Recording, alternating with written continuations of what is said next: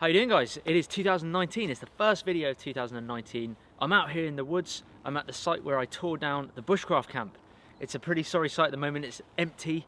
There's wood that I've got stacked over there, and today I'm going to build a different type of shelter. It's going to be a one-man shelter. It's going to be stilted, so raised up off the ground, kind of like a shack, really. I got this idea from a book called Shelters, Shacks and Shanties by DC Beard. It's a really, really good book. Lots of amazing illustrations in there. And yeah, it's going to be fun. I'm going to do probably a couple of days to build this. And then on the last day, I will camp out in it and cook up some good food and just chill in the woods and have a good time. I'm really looking forward to this build. Really looking forward to it. I hope you guys will enjoy it. I'm going to go through the gear that I'm going to use in a minute. Where I can, I'm going to try and use natural materials as much as possible and just what's around me and try and use the resources that's around me. I've already got wood from the Bushcraft camp that I've kept here and stacked up, and it's all nice and dry, so I won't actually have to do too much sawing down. There are a few dead trees that I've noticed that have come down recently, so I'm going to utilise some of that wood as well. First things first, let's go collect some resources and start building the shelter.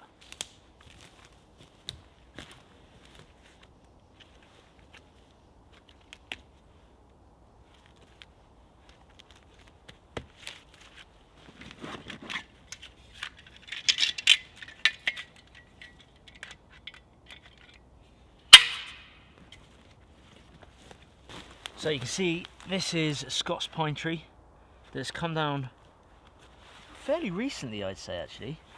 Certainly over the last few months we've had some storms here. It's very rotten. You can see it's all pretty much punky and falling apart. The bark's just falling off. Actually, it's probably been here a while because there's moss. No, the moss would have already been on it because it grows at the base. That would have been probably the north facing side of the tree where this moss is growing, which means north must be that way, roughly. But yeah, this is rotten, so it's quite a nice size. I can use some of this wood, but I actually need what's up the other end of it, so let's head on up there.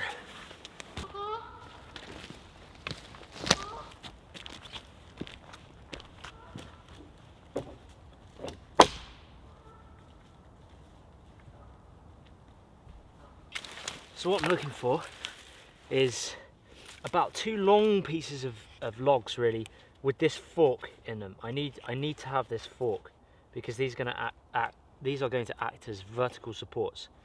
So I need 2 long ones, then 2 kind of medium-sized ones, and 2 short ones, and that's going to form the pitch of this shelter's roof. So obviously this is a whole tree. I don't need the whole bit, and I can actually cut it pretty much here. It's already off the ground.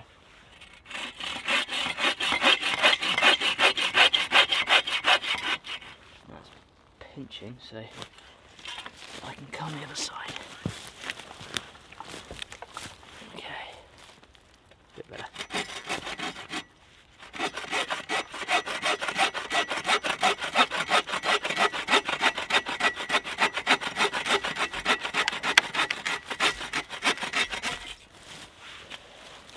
There we go.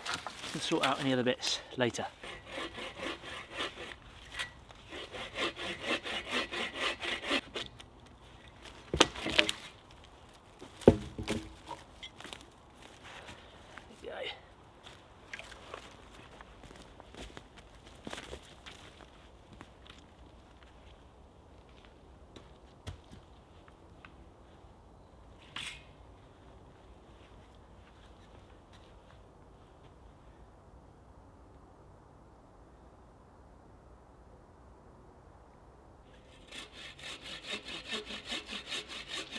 So this is one length. It's not the exact length that I want at the moment.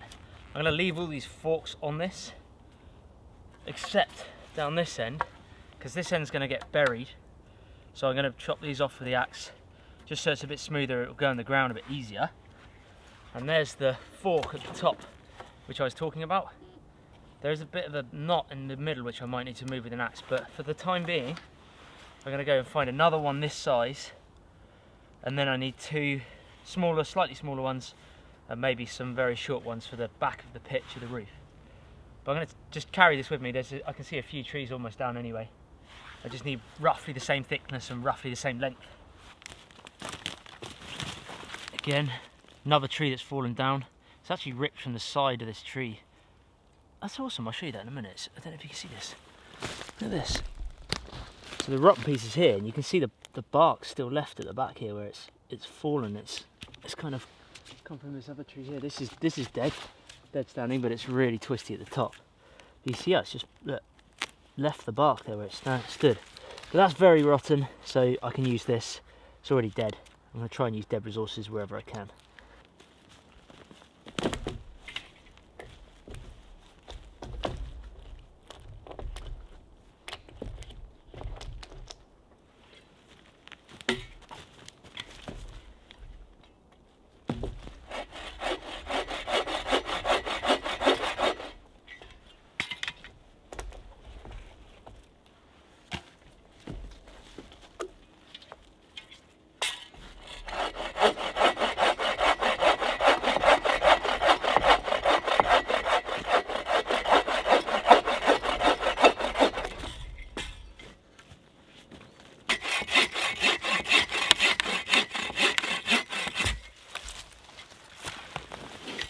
Here's the fork, just there.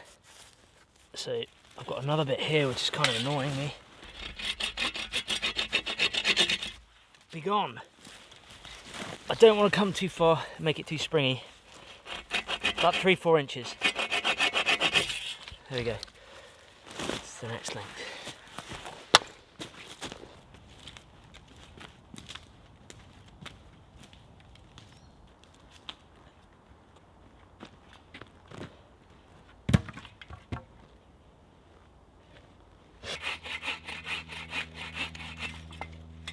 This is a dream, this wood, so look how straight that is. It's all Scots pine. It's such a dense woodland that it all grows really straight. I'm just looking for small forked stakes now that I'm going to make. This is like perfect. It's almost symmetrical the way it's growing up like that. I need to get rid of this piece here.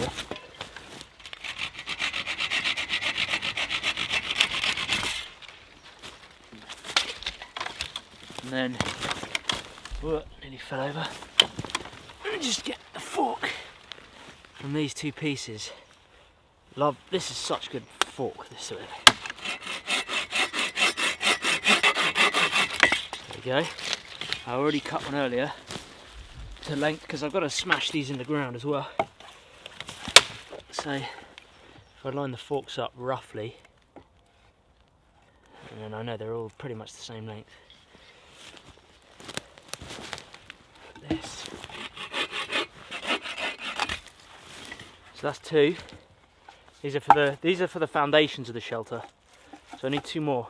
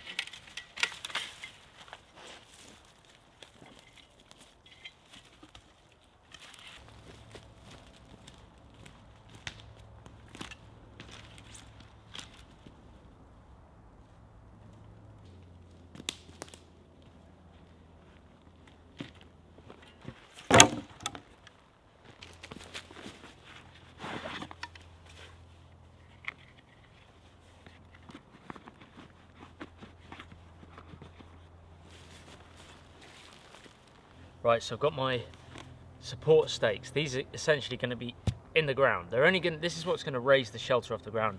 I'm only going to raise it maybe a foot, but obviously if you were building this shelter, you could raise it 3 or 4 feet high, depending on your surroundings in your area. I think the idea of these shelters was for those of you that live in environments where there's a lot of ground vermin and snakes and bugs in general. It's probably a good summertime shelter, but it also in winter obviously helps to keep you off the ground, which usually the ground will sap your body temperature, your core body temperature down low, so it works in winter as well. But it's probably more for those environments, I can imagine, where there's a lot of snakes and things like that, and swampy, marshy areas where it's damp and you need to be off the ground.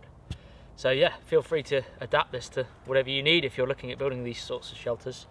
So I now need to, they've all got knots and branches coming all off these. I only need the 2 forks at the top. So going to use the axe, chop off these, point them, potentially bevel the ends of the forks here if I'm hitting them there, but I'll probably strike it in the middle, so I doubt I'll need to bevel it. Maybe on this one I will, because I don't want to strike an axe on that thin branch there. I'd rather hit that straight on the top. So I think I've got 6 of these, 2, 4, 6. I don't necessarily need all 6, but let's get these staked up and then we'll get them in the ground, and then we've got a foundation ready to build a shelter. Exciting! I already had this one from my bushcraft camp, so I'm going to do my chopping over here in this corner.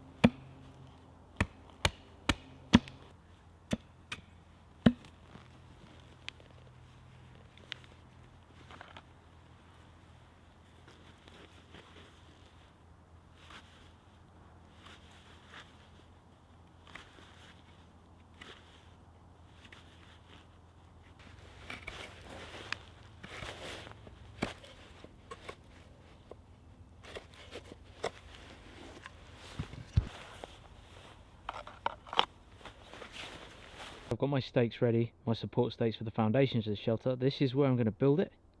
There's some long stakes there. Obviously got the fire pit just here, which I'm going to utilise. So I'll probably base it just over there. Now I need to get the actual dimensions right so that it's just a one-man shelter and I don't need to collect too many more resources. We're getting there.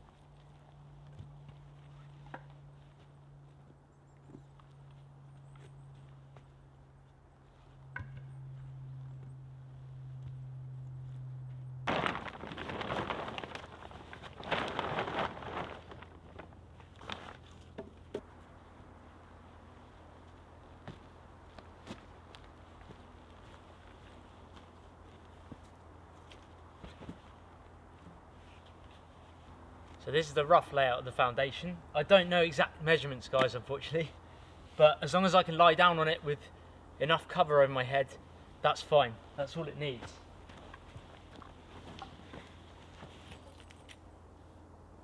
Yeah, we're good. We're good. Focus. So I'm going to use the old mallet to bash in the stakes. I mostly use the back of my axe because it's forged hard enough that the pommel can be used as a mallet. But today I'm going to use this beaten up old mallet, which is made of pine, and it's looking a bit sorry for itself. But she's got some beaten left in her, and that is probably a bit long for a mallet. Normally I'd have it probably about there with a bit of a shorter bashing zone, the head of the mallet, the thicker end.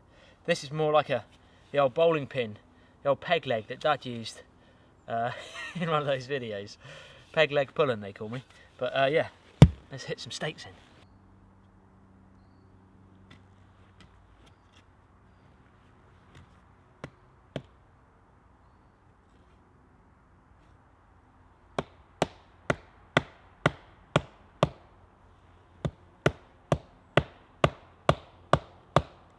Little tip, generally when you get a forked stick there's going to be a straight side and the branch that forks out. What I'm doing is keeping the straight side on the inside of the shelter here. If I'd have put it in that way, you can see that, if I'd have put it in that way and bashed it in, it's fine, it would still support the stick fine, but then this part can start to get in the way of the shelter, so when I'm coming in and out or sitting in the shelter, I'm just going to get snagged by that. So when you're putting in stakes, it's something to think about. Try and keep the straight flat side on the inside of your shelter and any other protruding parts on the outside.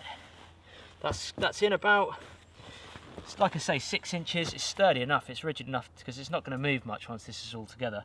I'm trying not to do too many lashings. I'm trying to keep it all, you know, so it can support itself rather than on the cordage. I will do lashing, but I'm trying to keep it minimal. I've beveled the tops of this one. I didn't bevel that one because it's quite thick, it went in fine, but I've beveled the tops of this one here just so it doesn't mushroom out when I'm bashing it with the mallet. So now I need to decide the width of the shelter, and realistically it only needs to be slightly wider than my shoulders, but if I wanted to get a backpack in there maybe I can come a bit wider. So I'm not going to go too wide. Obviously the wider you go the more resources you need, and it's only a one-person shelter, so we'll see. Maybe, I don't know, maybe arm's length. I don't know, Mike. I don't know. We'll see. This is if I'm in this shelter now essentially. So I don't want it much longer than that. I've already got my cross brace here, which is going to be sat about there. And realistically, that's plenty of space for this shelter. And you need it to be a small one-person shelter. That's wide enough for my shoulders. I can come a little bit wider, I guess. Probably about there.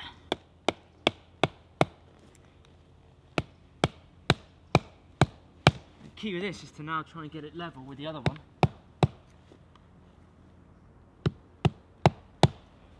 Height-wise, that's not far off. A little bit more in.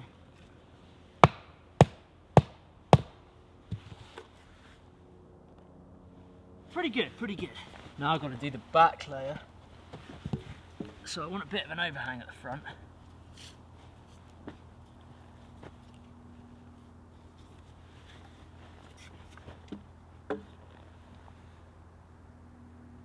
And a bit of an over. This one needs to go down. This one needs to be able to. All my weight's mostly going to be at the front, so probably about there. I don't want too much of an overhang actually at the back.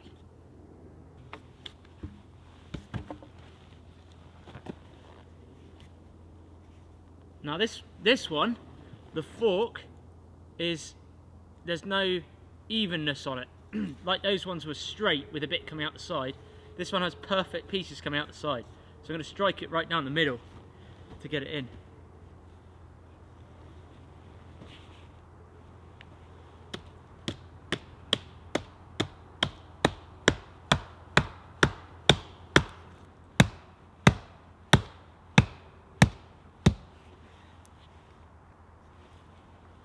Now to get the right height.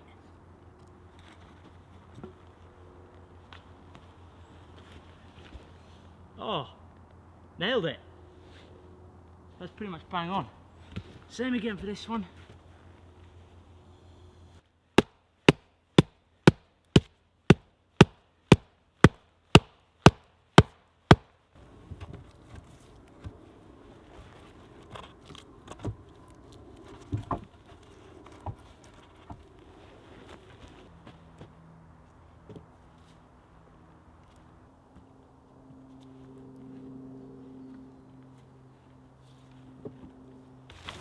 This is all the wood from the old bushcraft camp, which I kept sensibly, and it's all pre-cut from over the past few years, all Scots pine again, and it's nice and straight.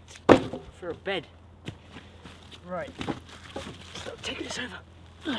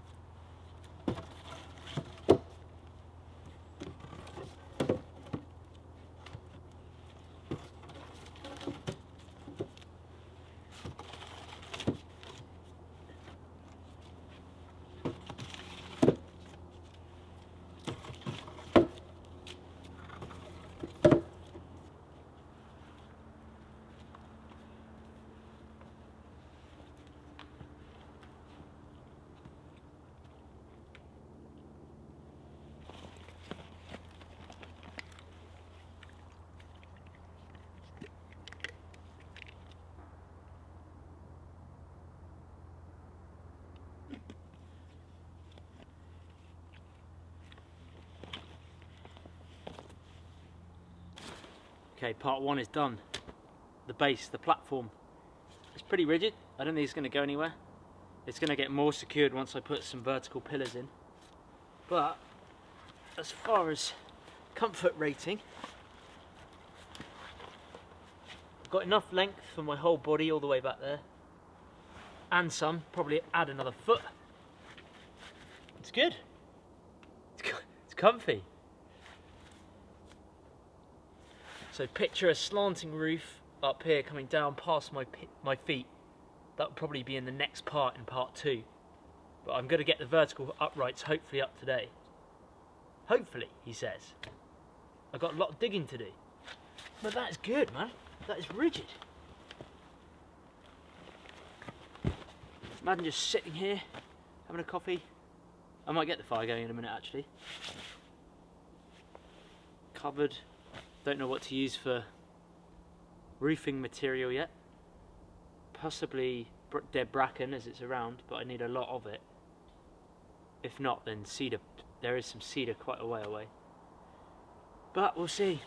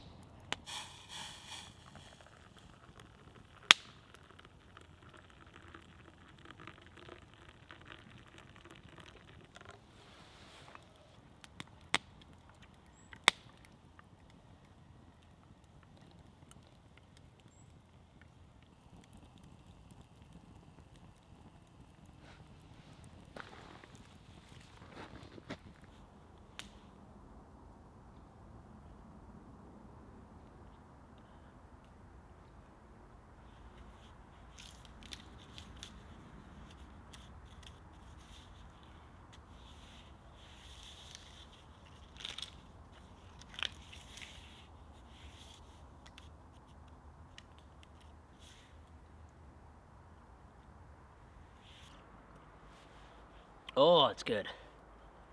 Coffee. Cookser coffee. People ask me with what I treat my cookser with, what oil. This one was made for me, by the way, by a friend of mine called Will Canavan, who makes some incredible cookers. He's a very good green woodworker. This is spalted beech, which is why it's got that effect to it.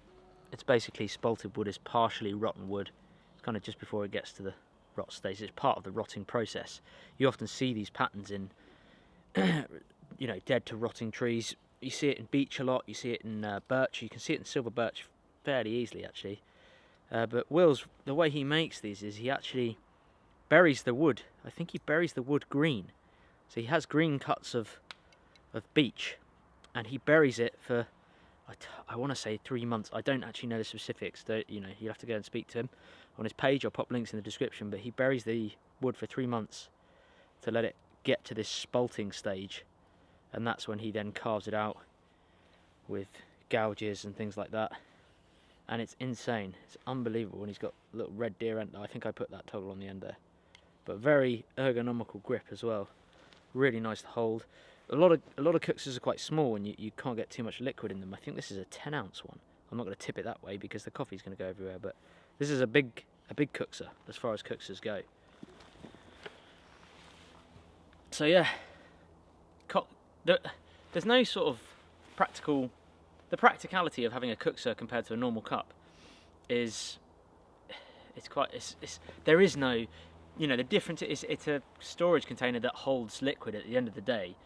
Obviously the benefit of a metal cup is you can boil water in it as well and just keep all your liquid in the same cup, whereas the cookser is much more of an aesthetic thing. It's just something I don't know, maybe you guys feel the same. I just feel like I like the aestheticness of a wooden cookser that's been hand carved, that has a little bit of a story to it, kind of not made by a machine, you know, and each one is different, I guess, with woodworking. Everything's different, and that's what I kind of like about them. Maybe you guys feel the same, I don't know.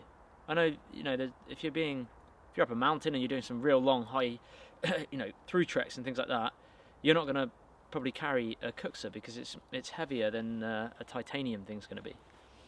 But yeah, I like it, and you know, to save room in your backpack, I just use the toggle and stick it on the outside of the bag, and just carry it that way.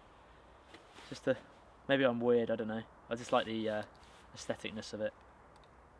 I like good quality gear. I do. I know, you know, a lot of people say, "Oh, you've got really expensive gear," which I do, but it's you know, you buy cheap, buy twice, as they say. I've bought cheap gear plenty in the past, and actually some of my items are really cheap, and it just, you know, you can get the same job done essentially. If you look after the tool, it can last just as long as quality gear. But I've always been a fan of, now I'm getting more towards not necessarily more expensive, just better quality, and especially handmade stuff. I really value the handmade stuff because I can see the effort that's gone into it. Oh, this is good. 2019 is here, and we're experiencing still mild winters. The winter, we're now January, obviously, and although this week is the colder week coming in, so we're getting into freezing figures. I think it's going down to -5 tonight, and yeah, we're finally getting some cooler weather, which is nice because we've had a mild, wet December, lots of rain. What have you guys had? Have you had any decent weather? I know some of you have had a lot of snow, not in England that is, or the UK, but yeah, let me know what sort of weather have you guys got at the moment around the world where you are. I'm interested to know. So far I've made the platform, which is sturdy. I've dug the holes. I was using the stick, I'll talk about it in a minute. Dug a hole for the support, the vertical uprights, and that's going to have a support crossbeam up there, which will then support the lean-to kind of style. It's almost like going to be a raised Adirondack style shelter, but it's more of a shack, and it's stilted, obviously. So yeah, it's going to be a bit unique, a bit different to what you normally see out there, and I'm looking forward to doing a night in it. Facial recognition, there we go. What trips have you guys got planned for January? Have you got any decent trips planned? I've got a couple of day overnighter coming up soon. I'm seeing Dustin again soon. You guys remember the videos with Dustin? We're doing something slightly different. I say slightly different, it's very different, but it's going to be really cool. Oh, this is going to take a while to finish this shelter. So this is going to be part one. There's definitely going to be another part to this. maybe even a third part. We'll see. We'll see. Right, let me show you what I've done. Right, this is the hole.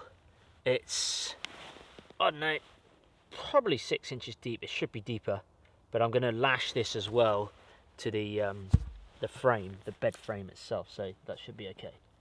But anyway, that's that. So this log essentially, now if I wanted to preserve this for longer, this shelter's not going to be up for ages, but if I wanted to, I would probably strip the bark off that, burn it to evaporate all that moisture and basically create a sealed protective layer. But I'm not going to do that, because this shelter's not a permanent shelter. It's just going to be up for a bit, and then I'll try something new. So that's going to go, oh, get that stone out. That's going to go in there, like that. Now, I've done this loads on the camp update videos, but I've never really explained it. So, dug the hole, I've kept all the dirt to the side here. And what I tend to do first is, because there's gravel underneath this, I put all the stones in first. That just helps to wedge. Personally, this is what I found. It might not be the right way, but I've found this works. So I put the any stones I've dug up from the gravel layer, because it goes peat, soil, gravel, well, sand and sort of gravel here. So that's just the way the soil, the geology is around here. So get those in, and with a stick, just actually use the flat end of this stick. This is my digging stick, which is just a stick. I whack those in because they'll compress around this pole. So just whack them in. Whack-a-mole. Who remembers that? Whack-a-mole. What game? Right, like that. Then you get the soil. Start with the topsoil. I call it topsoil. The actual soil. There's two types here. There's peat, which is this stuff, which is the light brown. That's very spongy and it kind of springs back. You can't really compress it if you look. I'm compressing it and crushing it, and it just falls apart. This stuff, the darker black stuff, I can compress, and the harder I compress it, the more of a ball it turns into. You can kind of see it there. This root isn't helping, but do you see that? It's a bit more of a ball. That's the stuff that's going to compress. So get that down there first. Again, I've never really explained this in my videos, so to those of you who have watched them in the past, this is what I do. Get all that soil layer first down there. It's essentially putting the soil back to the layer that it was previously. Then compress it all down.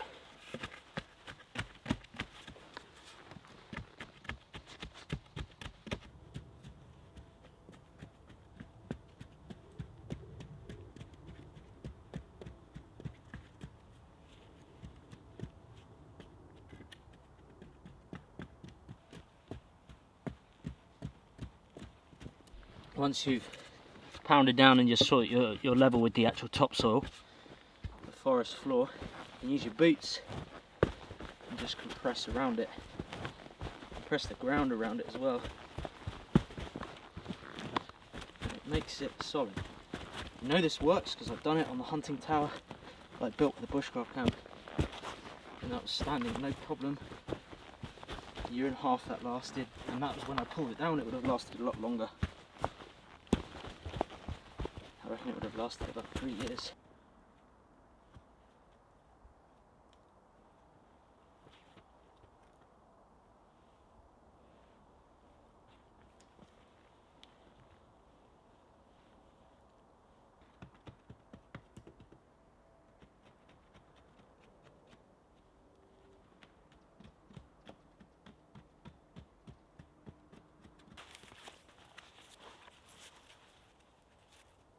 So here's the tree root, the root cordage. With my knife, I'm just gonna. You can take your time and strip all the bark. You should take your time to strip all this bark, because it does make it a lot more pliable. But it is doable without stripping the bark. That's what I'm saying. I say bark, it's just, yeah, well, I guess it is with the tree root. It's just the outer coating of the root. The bark, what it does is it actually makes it very rigid. So you want to take it off, because it make it. You can use, if I show you, you can do this. So I'm just stripping it off with the blade of my knife. But if you actually place the blade of your knife here, tight, and pull, hold on, like that. See, you can rip off quite a lot of it just by pulling it past your knife. Now this isn't a very straight piece of root, sorry. So it's quite tricky. Maybe I'll try it this end. So pinch there.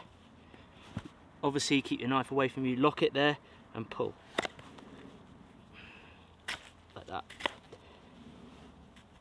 See that strip off? And you can do this without a knife, you can use another stick if you want. It's just my knife's got a 90-degree spine, so it makes it easier. It's a fairly sharp right angle. The blade is above, the blade is away from me, and my thumb is behind the blade here, acting as like a fulcrum, just to keep that pressure on. So that's the grip as such. Thumb behind the blade, hold the root there. Basically as much control as possible. I'm pushing the knife a little bit, but I'm actually pulling the cordage more than anything. That way I've got much more control just by pulling the cord. And this, by doing it this way and not the blade way, using the blade, I'm actually keeping most of the root there. As soon as I start using the blade like I started with, I end up stripping that bark off and it's getting thinner and thinner and thinner. My cordage is getting thinner. So it's a time-consuming process, natural cordage. A very time-consuming process. Right, that'll do. That'll do, pig. I'm not going to go too crazy on this cordage because the shelter's already pretty well supported. If you're relying on this for a ridgepole, for say like a lean-to shelter, you'd want to get it right. So, bark has been stripped. Next thing I do is we need to split it in half. And all I'm doing is placing the bark on a flat surface using the tip of my knife, about 1 inch from the end, push it in, come down, wiggle it, and there's the split.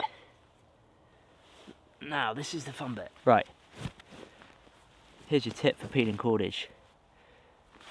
Some of you will know this. I know I might be teaching some of you to suck eggs, but all you do is split it. Start pulling one way. As you can see, this way is starting to go thin. This side is going thin. So to get it to go the other way, I pull down that side more, and you'll find that the root splits evenly. So there.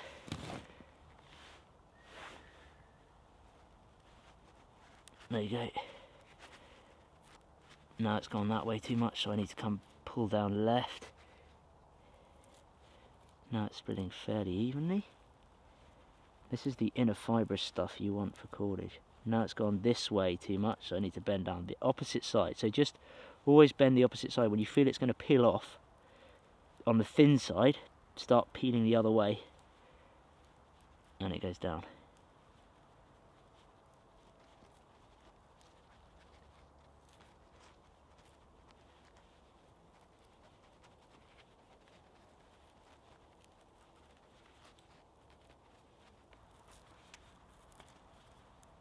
Very satisfying, just so you know.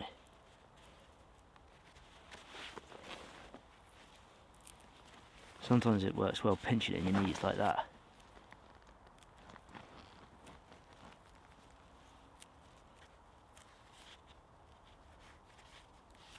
There we go. So now that one piece of cordage is 2 pieces of cordage, and I can knot this together if I wanted to make it even longer, but it's pliable, it's more supple, but I always find if you want to be able to wrap it basically around one finger, and if you look, that's really stiff. It's still a bit too stiff. However, will it not? Yes, it will.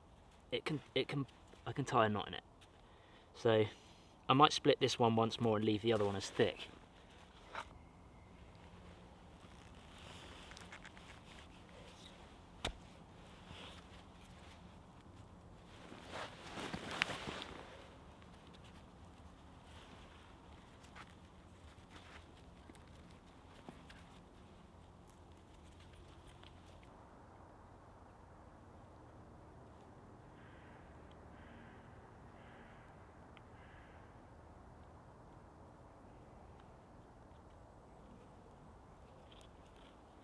So this is the cordage now split into 4 pieces.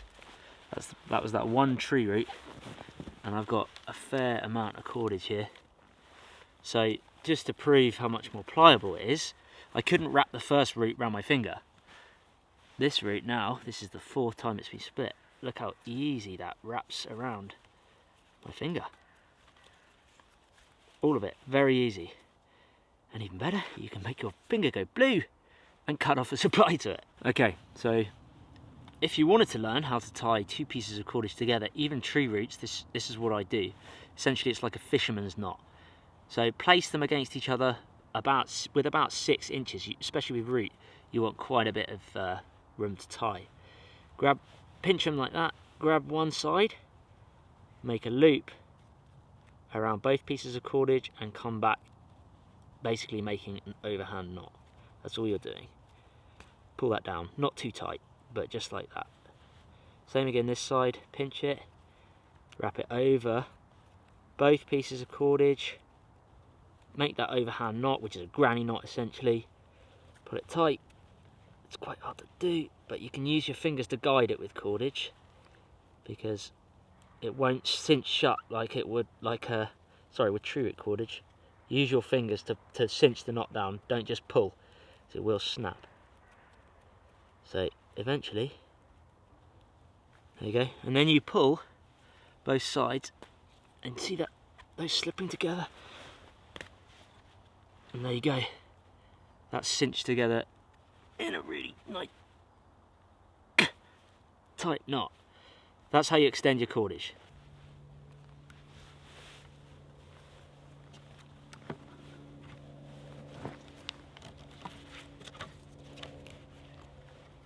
Right, just gonna half hitch it because the root will hold itself, hopefully.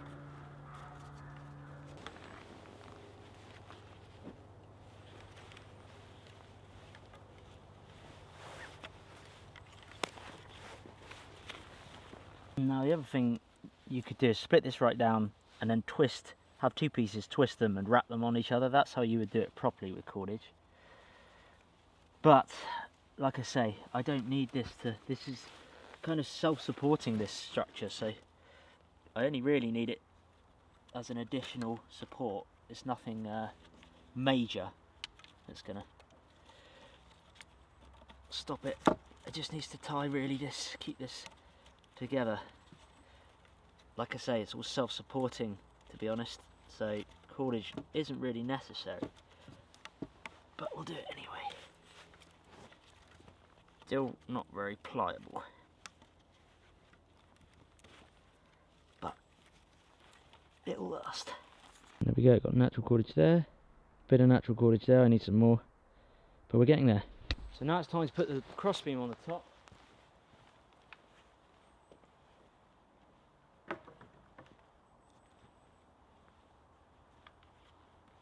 Which is here, and that just sits for the moment up there. I will lash that as well, but essentially that's the roof of the shelter. It's going to come down there. It's going to be good. I think it's a good size. Well, that is it for part 1 of the stilted shack shelter, or shack, yeah, raised shack. I don't know what I'm going to call it yet, but that is part 1. Stay tuned for part 2, which is coming very soon to your screen, wherever you watch it, mobile, laptop, whatever.